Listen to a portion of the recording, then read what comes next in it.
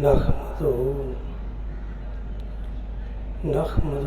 ونصلي ونسلم على رسوله النبي الكريم أما بعد فأعوذ بالله من الشيطان الرجيم بسم الله الرحمن الرحيم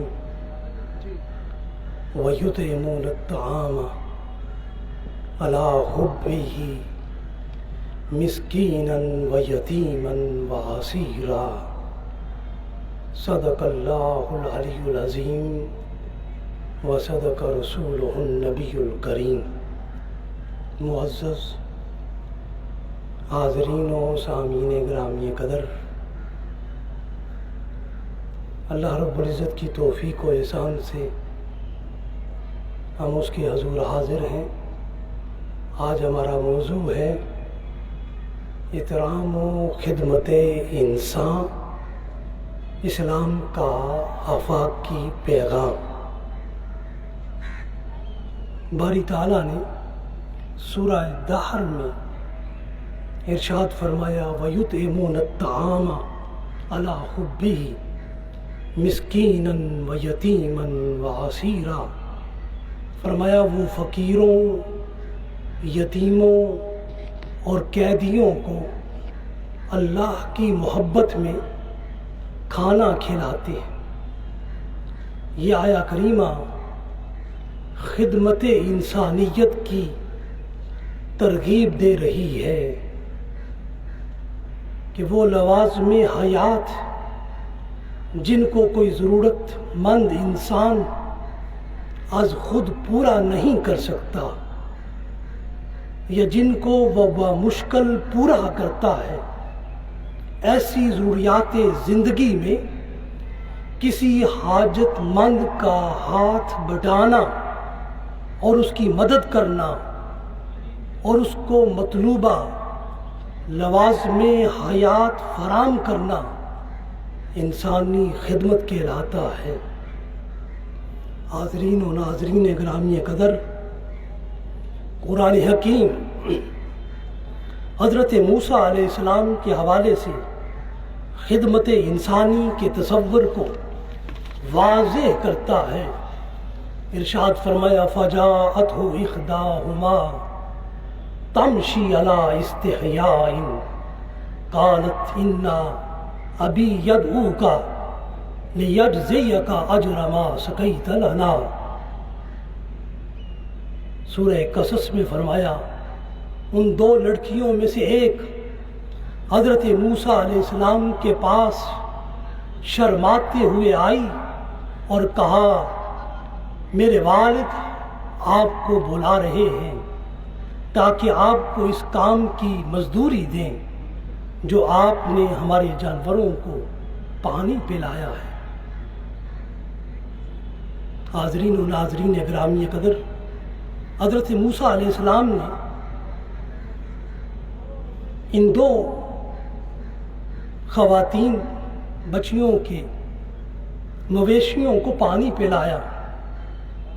حضرت موسیٰ علیہ السلام نے جب دیکھا کہ یہ دونوں اپنے جانوروں کو پانی پلانے کے لیے آئی ہوئی ہیں مگر شرم و حیا کے باعث انتظار کرنے پر مجبور ہے، تو حضرت موسیٰ علیہ السلام نے آگے بڑھ کر ان کے مویشیوں کو پانی پلا دیا۔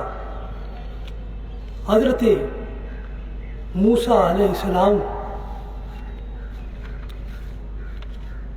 یہ خدمت انسانی جذبے کے ساتھ رضاکارانہ طور پر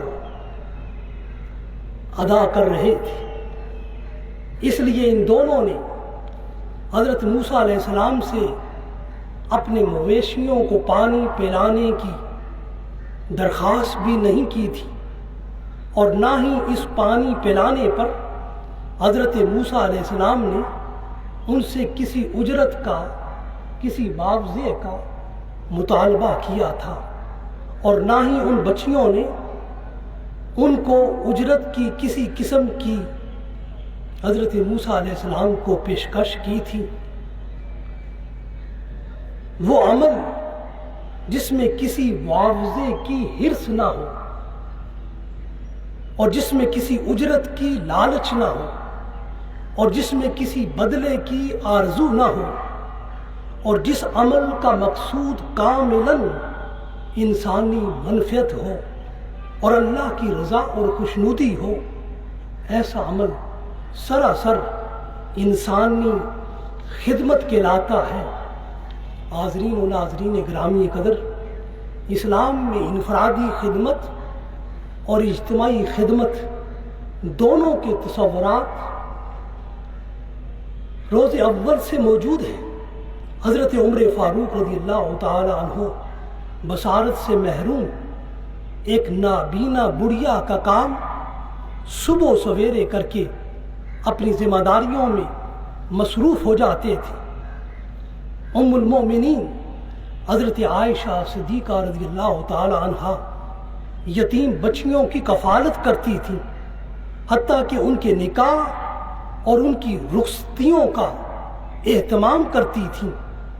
اسی طرح حضرت ابو طلحہ نے انسانی خدمت کے جذبے سے معمور ہو کر اپنا باغ اپنے رشتہ داروں کے لیے وقف کر دیا تھا، اور ان کا یہ عمل اس وقت ظاہر ہوا جب یہ آیہ کریمہ نازل ہوئی، لن تنالوا البر حتی تنفقوا مما تحبون، سورہ آل عمران میں۔ تو ان کے میزان مما تحبون پر پورا اترنے والی چیز حضرت ابو طلحہ کی وہ باغ تھا جس کو انہوں نے اللہ کی راہ میں قربان کر دیا تھا۔ حاضرین و ناظرین گرامی قدر، باری تعالیٰ نے انسان کو جو عزت و کرامت کی شان عطا کی ہے، اس کا تقاضا یہ ہے کہ دنیا کے ہر انسان کی بلا تفریق رنگ و نسل، قومیت و لسانیت، مذہب و عقیدہ کے خدمت کی جائے۔ اس لیے انسانی وحدت اپنی ضروریات میں یکساں ہے۔ انسان کے عقائد و نظریات کے بعد اس کا سب سے بڑا عمل خدمت نسل انسانی ہے۔ انسانی خدمت کے باب میں اسلام نے عقیدے اور عمل کو بھی یکجا کر دیا ہے۔ قرآن نے متعدد مقامات پر ایمان اور انسانی خدمت کو لازم و ملزوم ٹھہرایا ہے۔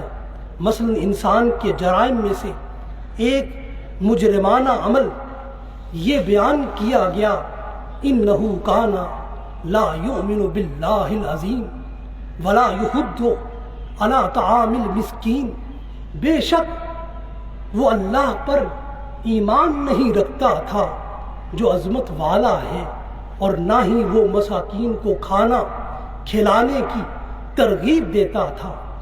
حاضرین و ناظرین گرامی قدر، اب اس آیہ کریمہ میں ایمان باللہ جو عقیدہ ہے اور طعام بالمسکین جو انسانی خدمت ہے، دونوں کو باری تعالیٰ نے اکٹھا بیان کر دیا ہے، اور یہ واضح کر دیا ہے کہ انسانی خدمت کو بھی ایمان باللہ کی طرح اسلام میں اہمیت اور افادیت حاصل ہے۔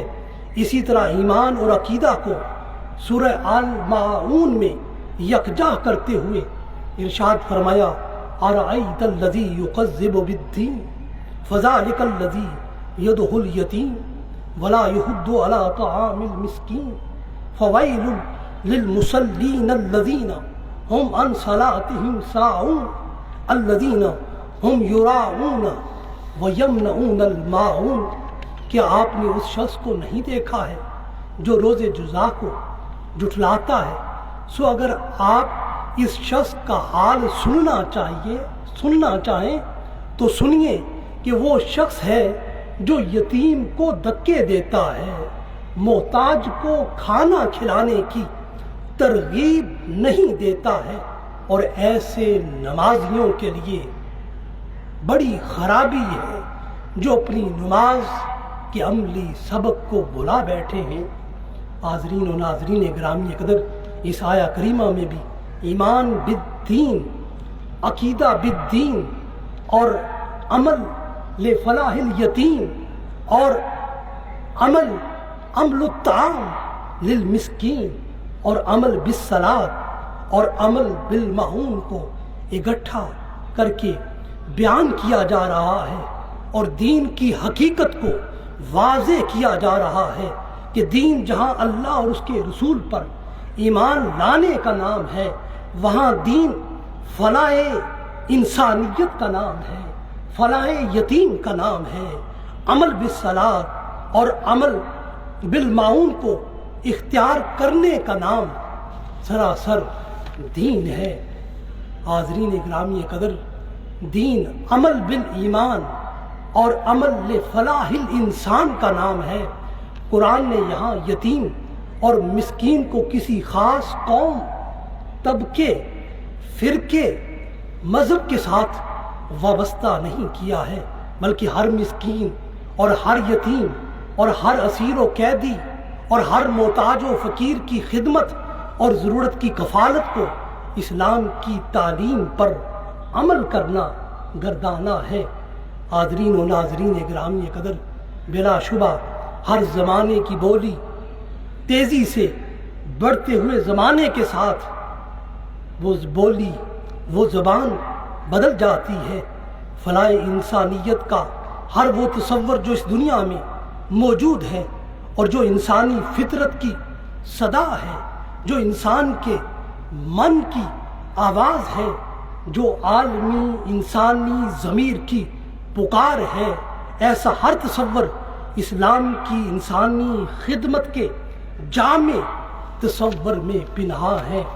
آج کی جدید زبان انسانی خدمت کو ہیومن ویلفیئر کا نام دیتی ہے، جس میں انسانی ذرائع کو انسان کی فلاح کے لیے مختص کیا جاتا ہے، اور انسان کو basic level of well being حالت میں رکھنے کے لیے اس کو فری اور کم قیمت سماجی اور انسانی ضروریات فراہم کی جاتی ہیں، جس میں اس کی صحت و تعلیم شامل ہے، اس کی عمرانی اور سماجی ضروریات شامل ہیں۔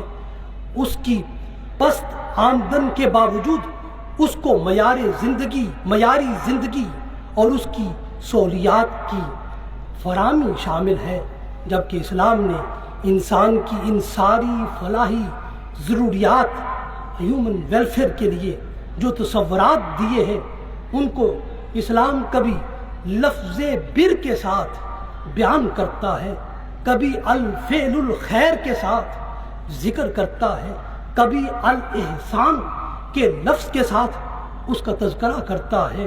حاضرین و ناظرین گرامی قدر، انسانی ضروریات کی تکمیل میں مالی تعاون کافی نہیں ہے، بلکہ معاشرے اور افراد کا مجموعی رویہ انسانی خدمت اور فلاح اور بہبود کی فراہمی پر مشتمل ہونا ضروری ہے، جس کے ذریعے ایک ضرورت مند انسان کی جملہ ضروریات کی تکمیل باعزت طریقے سے مکمل ہو سکے۔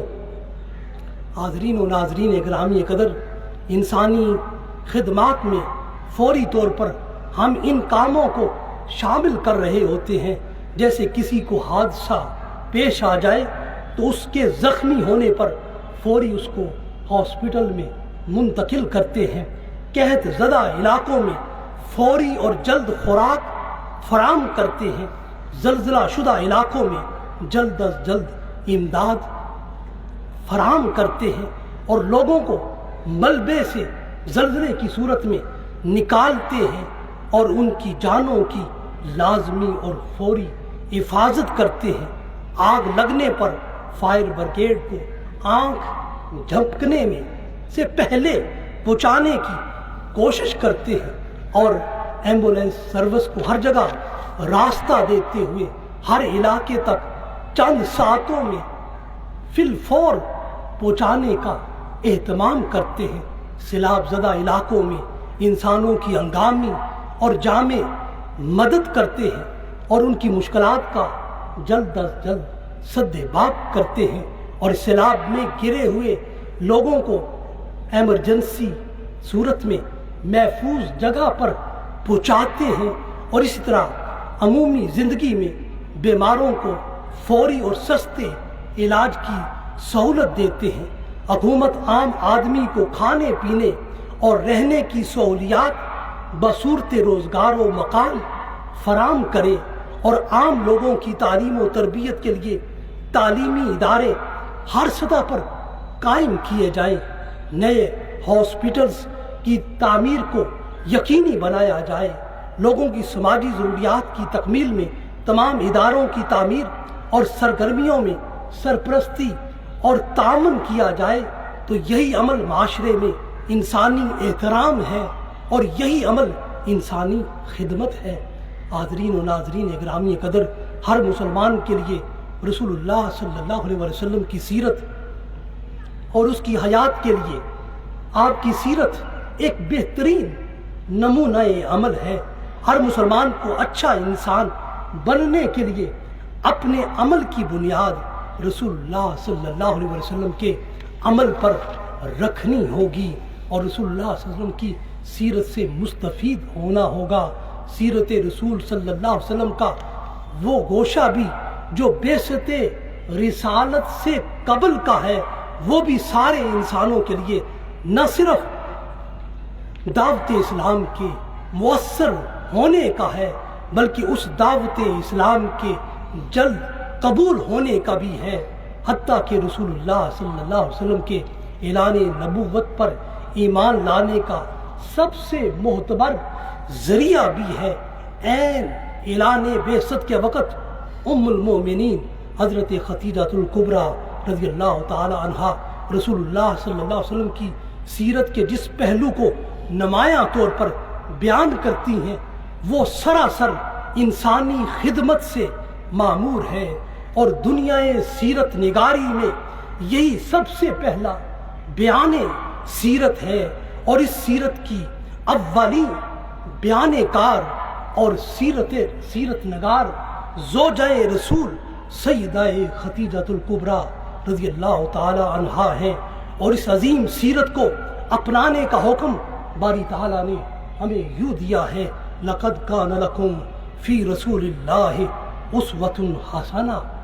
حاضرین و ناظرین گرامی قدر، اب سوال یہ ہے کہ وہ بیان سیرت کیا ہے؟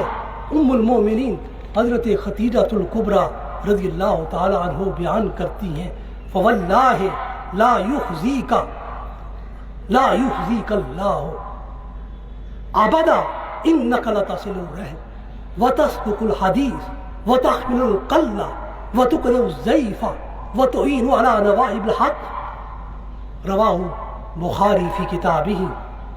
اللہ کی قسم فرماتی ہیں، اللہ کی قسم باری تعالیٰ آپ کو کبھی رسوا نہ کرے گا۔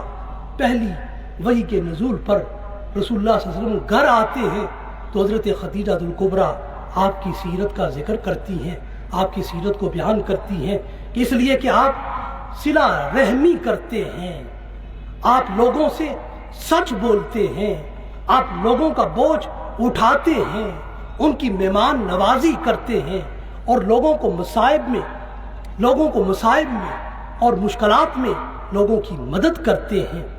حاضرین و ناظرین گرامی قدر، اس بیان سیرت میں منصب رسالت پر فائز کیے جانے پر جو قرائن، جو شواہد پیش کیے جا رہے ہیں، وہ آپ کا عمل عظیم فلاح انسانیت ہے اور بہبود انسان ہے اور نفع بخشی انسانیت ہے۔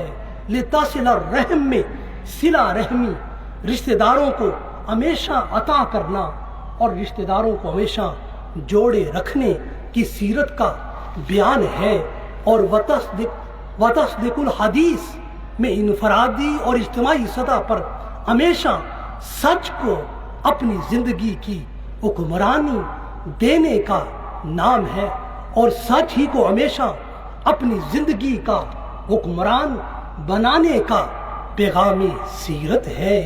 وتحمل القلّ میں اپنی سیرت کو معاشرے کے ہر بے سہارا کے لیے سہارا بنانے اور آسرا بنانے کا پیغام سیرت ہے۔ وتقرئ الضیف میں اپنے دسترخوان کو اپنوں اور غیروں کے لیے حتیٰ کہ سب انسانوں کے لیے بلا امتیاز بچائے رکھنے اور ہر جگہ الاسلام اطعام الطعام کے تحت دسترخوان سجانے، دسترخوان بچھانے اور لگوانے کی عظیم سیرت کا بیان ہے۔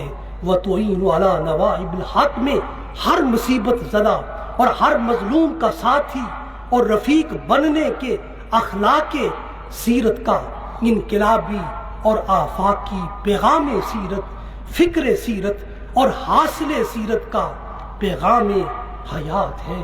حاضرین و ناظرین گرامی قدر، آج ہر مسلمان کی یہی سیرت، یہی کردار اسلام کی عزت اور عظمت کا باعث اور سبب ہے، اور اسی کردار سے دوری ہماری مجبوری ہی اور ہماری ذلت اور ہماری رسوائی کا باعث ہے، اور اسی کردار سے تہی دامن ہو کر نہ ہم اچھے مسلمان ہیں اور نہ ہی ہم قابل فخر انسان ہیں، جبکہ سیرت الرسول کی دعوت ہمارے لیے ہے کہ ہم اس دنیا کے اعلیٰ مسلمان بنیں، عرفہ انسان بن جائیں اور ساری دنیا کے آئیڈیل انسان بنیں، اس لیے کہ ہم انسان کامل کے پیروکار ہیں۔ حاضرین و ناظرین گرامی قدر، اسلام انسانی فلاح کے باب میں انسانوں کے مابین ہر طرح کی تفریق اور ہر طرح کی فضیلت اور ہر طرح کے رنگ و نسل کے امتیازات اور تفرقات اور ہر نوع کے معاشرتی تفوقات کی بے کنی کرتا ہے۔ رسول اللہ صلی اللہ علیہ وسلم نے فضیلت و شرف کا معیار انسان کے آفاقی کردار کو ٹھہرایا ہے۔ زمینی اور نسبی، صبغاتی اور علاقائی، لسانی اور نسلی معیاروں کو آپ صلی اللہ علیہ وسلم نے ٹھکرایا ہے۔ اس لیے ارشاد فرمایا، ایھا الانسان الا ان ربکم واحد وان اباکم واحد الا لا فضل لعربی علی عجمی ولا لعجمی علی عربی ولا لاحمر علی اسود ولا لاسود علی احمر الا بالتقوی۔ اے لوگوں گواہ ہو جاؤ، بے شک تمہارا رب ایک ہے، تم سب کا باپ حضرت آدم علیہ السلام سب کا باپ ایک ہے۔ خبردار تم میں سے کسی عربی کو عجمی پر اور کسی عجمی کو عربی پر کوئی فضیلت و شرف حاصل نہیں ہے، اور نہ ہی تم میں سے کسی کالے کو گورے پر اور نہ ہی کسی گورے کو کالے پر کوئی فضیلت و شرف حاصل ہے، سوائے اس کے کہ تم میں سے جو صاحب تقویٰ ہے، جو صاحب کردار ہے۔ حاضرین و ناظرین گرامی قدر، رسول اللہ صلی اللہ علیہ وسلم نے ہر مریض کی عیادت کو انسانیت قرار دیا ہے، ہر بھوکے کو کھلانے کو انسانی عظمت قرار دیا ہے، ہر قیدی کی رہائی کو انسانی خیرخواہی قرار دیا ہے۔ اس لیے فرمایا ان ابی موسیٰ الاشعری قال قال رسول اللہ صلی اللہ علیہ وسلم عود المریض واطعم الجائع وفق العانی، رواہ البخاری فی کتابہ۔ حضرت ابو موسیٰ اشعری روایت کرتے ہیں کہ رسول اللہ صلی اللہ علیہ وسلم نے فرمایا، بیمار کی عیادت کیا کرو، بھوکے کو کھانا کھلایا کرو، اور قیدی کی رہائی کا سامان کیا کرو۔ اس حدیث مبارکہ میں المریض المسلم، الجائع المسلم، العان المسلم کی قید نہیں لگائی ہے، فقط المریض کہا ہے، فقط الجائع کہا ہے، فقط العانی کو مطلقاً ارشاد فرمایا ہے، جس کا اطلاق ہر انسان پر ہوتا ہے، خواہ اس کا عقیدہ و مذہب کچھ بھی ہو۔ اسی طرح قرآن نے یہ کہا کہ اپنے نظام عدل و انصاف کو کسی قوم کی عداوت اور دشمنی اور کسی مذہبی تفرقہ و امتیاز کی بنا پر معطل نہ کیا کرو۔ ارشاد فرمایا، وَلَا يَجْرِمَنَّكُمْ شَنَانُ قَوْمٍ عَلَىٰ أَلَّا تَعْدِلُوا۔ سورہ المائدہ میں فرمایا، کسی قوم کی دشمنی تم کو اتنا مشتعل نہ کر دے کہ تم انصاف ہی سے پھر جاؤ۔ حاضرین و ناظرین گرامی قدر، رسول اللہ صلی اللہ علیہ وسلم نے اپنی تعلیمات کے ذریعے کل خلق کو اللہ کا کنبہ قرار دیا ہے، اللہ کی کل خلق کی خدمت کرنے والا اللہ کا محبوب بندہ ٹھہرتا ہے۔ اس لیے آپ صلی اللہ علیہ وآلہ وسلم نے ارشاد فرمایا الخلق عیال اللہ فحب الخلق الی اللہ من احسن الی عیالہ، رواہ ابو بکر فی شعب الایمان، کہ فرمایا مخلوق اللہ کا کنبہ ہے، اللہ کے کنبے میں سے سب سے پسندیدہ وہ شخص ہے جو اللہ کے کنبے کی خدمت کرتا ہے۔ حاضرین و ناظرین گرامی قدر، اس حدیث مبارکہ میں لفظ الخلق مطلق ہے، جس میں ہر رنگ، ہر زبان، ہر علاقے، ہر نسل، ہر مذہب، ہر ملت کے لوگ شامل ہیں۔ بلا شبہ انسان کے دل میں سب سے زیادہ ہمدردی اپنے عزیز و اقارب کے لیے ہوا کرتی ہے۔ دین اسلام غیر مسلم عزیزوں سے بھی حسن سلوک کی تعلیم دیتا ہے، اس میں کسی قسم کی رکاوٹ کو گوارا نہیں کرتا ہے۔ کافر رشتہ داروں سے بھی صلہ رحمی کی تعلیم اسلام کا امتیاز ہے۔ حضرت اسماء بنت ابی بکر بیان کرتی ہیں میری والدہ جو ابھی حالت شرک میں تھیں مجھ سے ملنے کے لیے آئیں، تو اس پر میں نے رسول اللہ صلی اللہ علیہ وسلم سے ذکر کیا کہ وہ ایک توقع اور ایک امید لے کر مجھ سے ملنے کے لیے آئی ہیں، کیا میں ان کے ساتھ ہمدردی کر سکتی ہوں؟ تو آپ صلی اللہ علیہ وسلم نے فرمایا وہ تمہاری ماں ہیں، ان کے ساتھ صلہ رحمی کرو، رواہ البخاری۔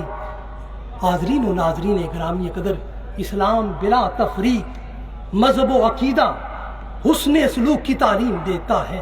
اس لیے اسلام کہتا ہے اگر کوئی تمہارا پڑوسی ایسا شخص ہے جو غیر مسلم ہے تو تم اس کی خوشی اور غمی، دکھ اور سکھ میں شریک ہو جاؤ۔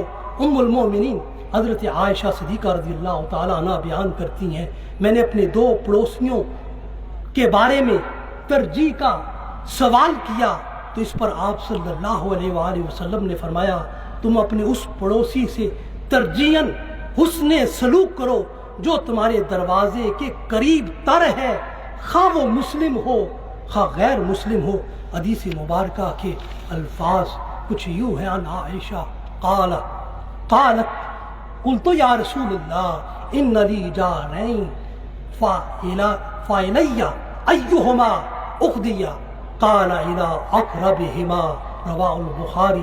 من کے باباً ام المومنین حضرت عائشہ صدیقہ رضی اللہ تعالیٰ عنہ بیان کرتی ہیں عرض کیا یا رسول اللہ میرے 2 ہمسائے ہیں، ان میں سے کس کو ہدیہ پہلے بھیجوں؟ آپ نے فرمایا جس کا دروازہ تمہارے گھر کے زیادہ قریب ہے اس سے آغاز کرو۔ حاضرین و ناظرین گرامی قدر، اس حدیث مبارکہ میں جارین 2 پڑوسیوں کی یہ تقسیم نہیں کی کہ وہ کس مذہب کے ساتھ تعلق رکھتے ہیں، بلکہ مطلقاً فرمایا جو تمہارے گھر کے قریب تر ہے اس کو پہلے ہدیہ دو۔ حاضرین و ناظرین گرامی قدر، رسول اللہ صلی اللہ علیہ وسلم نے اپنے دشمنوں کے ساتھ بھی حسن سلوک کیا ہے۔ وہ لوگ جو آپ کی جان کے دشمن اور آپ کے خون کے پیاسے تھے، جنہوں نے آپ کے ساتھ جنگیں لڑی ہیں، ان کے ساتھ بھی آپ نے اعلیٰ حسن سلوک کیا ہے۔ جب ثمامہ بن عسال نے اسلام قبول کر لیا، یہ یمن کا رہائشی اور قبیلہ یمامہ کا سردار تھا، صحابہ اکرام نے اسے گرفتار کر لیا اور مسجد نبوی کے ستون کے ساتھ اسے باندھ دیا۔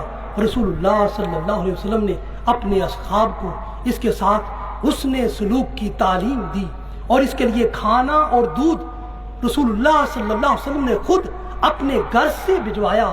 3 دن تک آپ اس کی خدمت کرتے رہے، اس سے پوچھتے رہے، اس کا حال احوال جانتے رہے، اور وہ ہر بار جب بھی آپ پوچھتے اس سے تو وہ یہ کہتا ہے محمد صلی اللہ علیہ وسلم میرے پاس خیر ہے، میرے پاس خیر ہے۔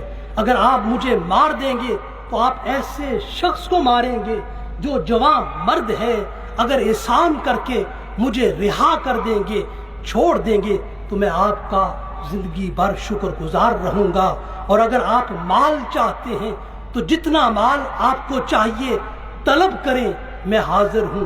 یہاں تک کہ قید کے تیسرے روز رسول اللہ صلی اللہ علیہ وسلم کے حکم کے مطابق ثمامہ کو بغیر کسی معاوضے کے رہا کر دیا گیا۔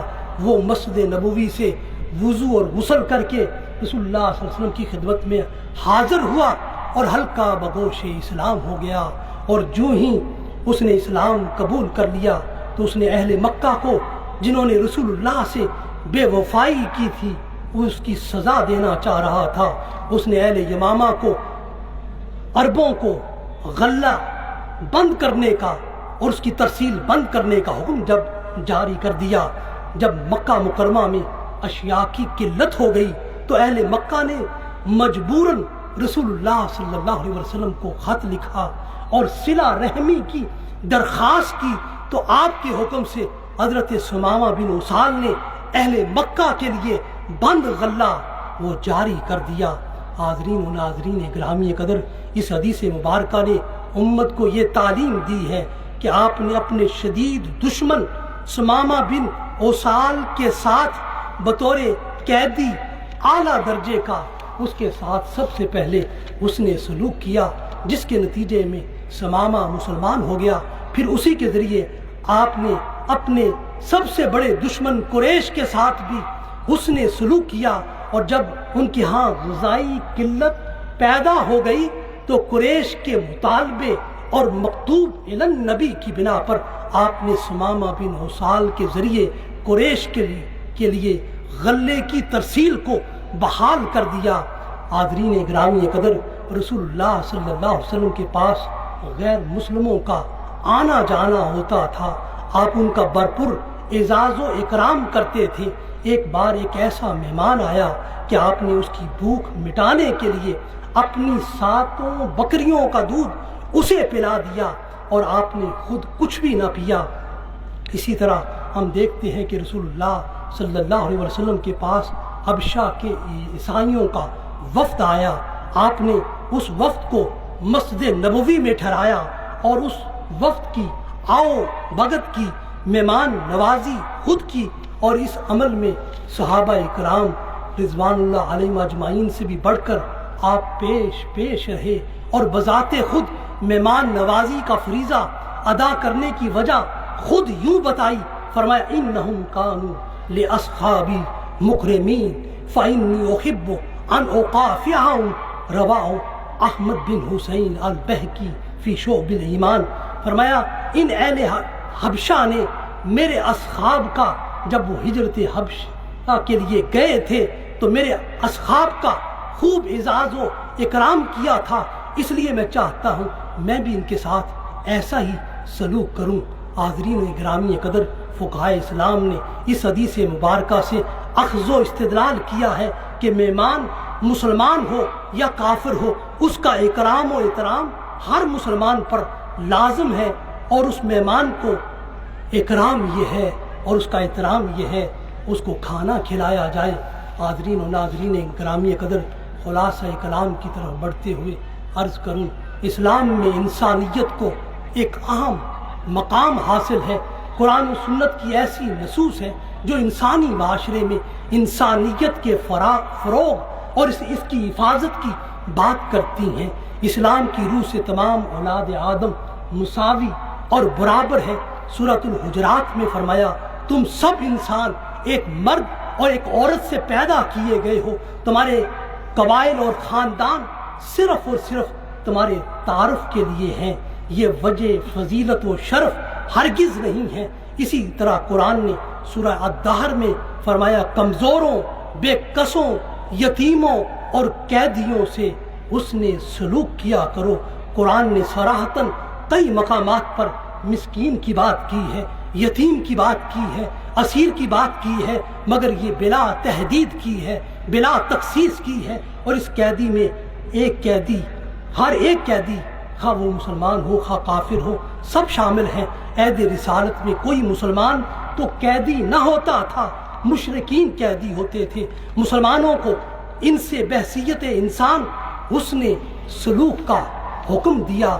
اور اسی طرح سورہ الحج میں ارشاد فرمایا فَافْعَلُوا الْخَيْرَ لَعَلَّكُمْ تُفْلِحُونَ، سب انسانوں کے ساتھ بھلائی کرو تاکہ تم فلاح پا جاؤ۔ یہ آیا کریمہ کل انسانوں کے ساتھ حکم خیر پر مسلمانوں کو گامزن کر رہی ہے۔ خیر ہی ایک اعلیٰ انسان کی پہچان ہے اور ایک کامل مسلمان کی زندگی کا عنوان ہے۔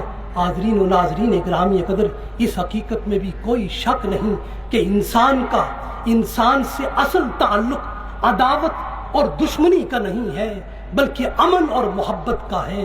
باہم ایک دوسرے کے ساتھ جنگ و جدال کا نہیں بلکہ امن و سلامتی کا ہے۔ ایک دوسرے پر ظلم و ستم کرنے کا ہرگز نہیں بلکہ عدل و انصاف کرنے کا ہے۔ اسلام میں جنگ کا مقصد دشمن کو ختم کرنا نہیں ہے بلکہ ظلم کو ختم کرنا ہے۔ اسلام میں جنگ کی مشروعیت کفر کی وجہ سے نہیں ہے بلکہ ظلم کے خاتمے کے لیے ہے۔ جنگ جو سراسر ظلم کو نیست و نابود کرنے کے لیے ہے، مسلمان اس میں مصروف رہتا ہے۔ یہ عام دنوں میں انسانوں کو نصیحت اور خیر خواہی کی بات کہنے میں مشغول ہوتا ہے۔ اس لیے فذکر انما انت مذکر، بس آپ نصیحت کیجئے، بے شک آپ نصیحت کرنے والے ہی ہیں۔ اس لیے ڈاکٹر ہلال فاسی کہتے ہیں انسانوں کو جنگ سے روکنے والا سب سے پہلا دین اور سب سے پہلا مذہب دین اسلام ہے۔ حاضرین و ناظرین گرامی قدر، انسانی خدمت کی سوچ اسلام نے اللہ کی ذات اور عقیدہ توحید پر رکھی ہے۔ یہ پوری کائنات اللہ کی خلق ہے، وہی اس کا مالک ہے، وہی اس کا خالق ہے اور وہی اس کائنات کے نظام کو چلا رہا ہے۔ ہر انسان کو تمام تر نعمتیں اسی نے عطا کی ہوئی ہیں۔ اللہ کی ذات پر ایمان رکھنے والا انسان دوسرے انسان کی خدمت میں رنگ، نسل، زبان، علاقہ، مذہب اور ملت کو رکاوٹ نہیں بننے دیتا۔ رب نے رزق کی تقسیم بھی ایمان اور کفر کی بنیاد پر نہیں کی ہے بلکہ انسانی محنت اور تگ و دو پر رزق کی تقسیم کو استوار کیا ہے۔ اسلام میں انسانی خدمت کرنے والے کی سوچ بڑی وسیع اور بڑی جامع ہوتی ہے۔ اس لیے رسول اللہ صلی اللہ علیہ وآلہ وسلم اللہ کی ساری مخلوق کو اس کا کنبہ انسانی قرار دیتے ہیں۔ فرمایا الخلق عیال اللہ، اللہ کی ساری خلق اس کا کنبہ ہے۔ حاضرین گرامی قدر، اسلام تو اس سے بھی آگے کی بات کرتا ہے۔ انسان تو پھر انسان ہے۔ اسلام جانوروں کی خدمت پر بھی جنت کی بشارت دیتا ہے۔ صحیح بخاری میں ہے، رسول اللہ صلی اللہ علیہ وآلہ وسلم نے ارشاد فرمایا بنی اسرائیل کی ایک عورت تھی جو فاحشہ تھی، اس نے پیاس سے تڑپتے ہوئے ایک کتے کو پانی پلا دیا تو باری تعالیٰ نے اس کے اس عمل پر اس کو مغفرت کی خیرات عطا کر دی۔ رواہ البخاری فی صحیحہ۔ دوسری روایت میں صحابہ اکرام اس بات پر بھی حیران ہوئے، کیا جانوروں کی خدمت میں بھی انسانوں کے لیے اجر و مغفرت ہے؟ اس پر رسول اللہ صلی اللہ علیہ وآلہ وسلم نے فرمایا وَإِنَّ لَنَا فِي الْبِهَائِمِ أَجْرًا قَالَ فِي كُلِّ قَبَضٍ رَطْبَةٍ أَجْرًا۔ رواہ البخاری، صحیح بخاری میں ہے۔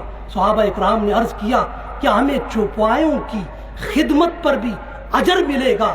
تو آپ صلی اللہ علیہ وآلہ وسلم نے فرمایا ہر جاندار کی خدمت پر اجر و ثواب ملے گا۔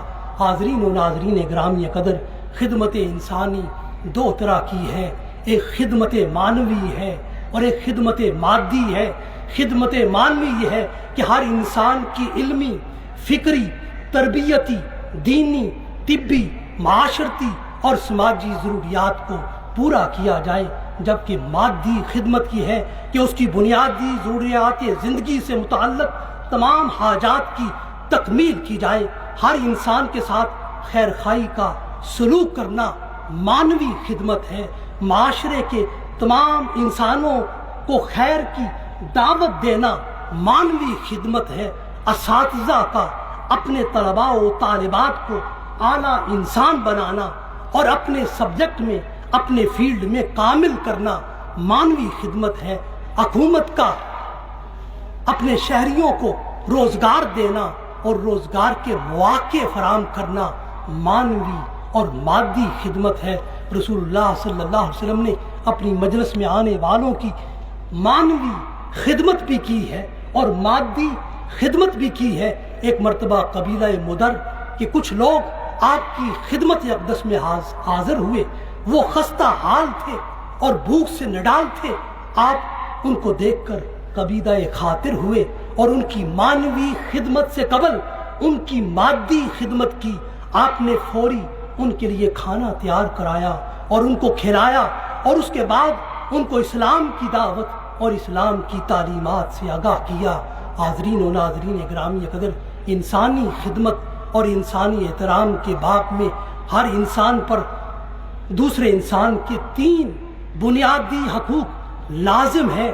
ہر انسان دوسرے انسان کا احترام، ڈیوٹی ٹو رسپیکٹ کا فریضہ سر انجام دے۔ ہر انسان دوسرے انسان کے لیے محافظ بن کر رہے، ڈیوٹی ٹو پروٹیکٹ کا فریضہ وہ ادا کرے اور ہر انسان دوسرے انسان کی بنیادی ضروریات کا خیال رکھے اور ان کی تکمیل کرے، اور یہ ہر لمحہ ہر لحظہ اس عمل میں مصروف رہے، حتیٰ کہ ہر انسان دوسرے انسان کے لیے نفع رساں ہو جائے، جس کی تاکید رسول اللہ صلی اللہ علیہ وآلہ وسلم نے یوں کی۔ ارشاد فرمایا خیر الناس من ینفع الناس، فرمایا تم میں سے بہترین انسان اور بہترین میرا امتی وہ ہے من ینفع الناس، جس کے وجود سے دوسروں کے لیے نفع رسانی کا چشمہ جاری ہے۔ اس جذبے تک پہنچنے کے لیے ضروری ہے انسان اپنے دل کو نرم کر لے، دوسرے انسانوں کا لحاظ اور پاس کرے، ان کے لیے سراپا خیر اور پیکرے محبت اور پیکرے رحمت بن جائے۔ وہ اپنے لیے اور دوسرے انسانوں کے لیے زندہ رہنے کا یہ تصور اپنے سامنے رکھے۔ ارحموا من فی الارض یرحمکم من فی السماء، رواہ ابی داؤد فی سننہ۔ فرمایا تم زمین پر رہنے والوں پر، بسنے والوں پر رحم کرو، آسمان والا تم پر رحم کرے گا۔ حاضرین و ناظرین گرامی قدر، ہم آج ایک ایسے دور میں اپنی زندگی بسر کر رہے ہیں جس میں سائنس و ٹیکنالوجی کی وجہ سے اور نئی ایجادات اور سہولیات کی بنا پر انسان کے پاس اور اس کے دامن میں سب کچھ موجود ہے، سب کچھ ہے، مگر اس کے پاس انسانی وجود میں انسانیت نہیں ہے۔ انسانیت ہی اس کے وجود میں سسک رہی ہے، تڑپ رہی ہے۔ انسان کے لیے انسان ہونا مشکل ہو گیا ہے۔ انسانی احترام اور انسانی خدمت اور انسانی وقار انسان کو انسانیت کے ذریعے سے میسر آتا ہے۔ اسی لیے غالب نے کیا خوب کہا ہے، بسا کے دشوار ہے ہر کام آساں ہونا، بسا کے دشوار ہے ہر کام آساں ہونا، آدمی کو بھی میسر نہیں انسان ہونا، آدمی کو بھی میسر نہیں انسان ہونا۔ وآخر دعوانا الحمدللہ۔